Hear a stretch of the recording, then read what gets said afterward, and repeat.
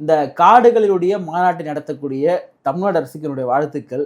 ஏன்னா உங்களுக்கெல்லாம் இப்படி நடத்தணும், இப்படி எல்லாம் ஒன்று இருக்கணும்னு சொல்லிட்டு உங்களுக்கெல்லாம் ஒரு முன்மாதிரியா மரங்களின் மாநாடை நடத்த காட்டியவர் அண்ணன் சீமான் அவர்கள். அண்ணன் சீமானை கிண்டல் பண்ணாங்க இல்லையா? சீமான் வந்து ஒரு தற்கூரி மாதிரி போய் மரங்கட்டெல்லாம் பேசுறாரு. மரங்கள்லாம் எங்க போய் பேசுமா?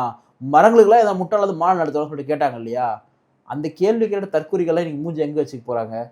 நீங்க கோவையில் இருக்கக்கூடிய ஜக்கி வாசுதேவ் அவருடைய ஈஷா யோகா மையம் யானைகளுடைய வழித்தடத்தை ஆக்கிரமிச்சு அவர் கட்டியிருக்காருன்னு சொல்லிட்டு எவ்வளோ குற்றச்சாட்டு அவர் மேலே இருக்குது, எவ்வளோ விமர்சனங்கள் இருக்குது.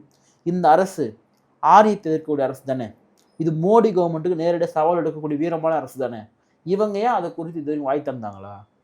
ஏன்னா அந்த இடம் பார்த்தீங்கன்னா யானைகளுடைய வழித்தடம்னு சொல்லிட்டு சொல்கிறாங்க. அது காட்டு பகுதி. எப்படி நீங்கள் ஒரு தனி மனுஷனுக்கு எப்படி நீங்கள் பர்மிஷன் கொடுத்துருப்பீங்க? ஏன் விஜய் அவர்கள் இன்றைக்கி தான் புதுசாக அரசியலுக்கு வராரு. அவருக்கு ஏற்கனவே திமுக அரசு நிறைய நெருக்கடி வந்து கொடுக்குது. அந்த நேரத்தில் வந்து திமுகவுக்கு எதிராக இன்றைக்கு களத்தில் இருக்கக்கூடிய பாமக ஏன் நம்மளும் ஒரு நெருக்கடியை வந்து கொடுக்கணும், விட்டு கொடுக்கலாம் அப்படின்ற ஒரு நிலை தான் வந்து இது வந்து நல்ல ஒரு விஷயம்தான்.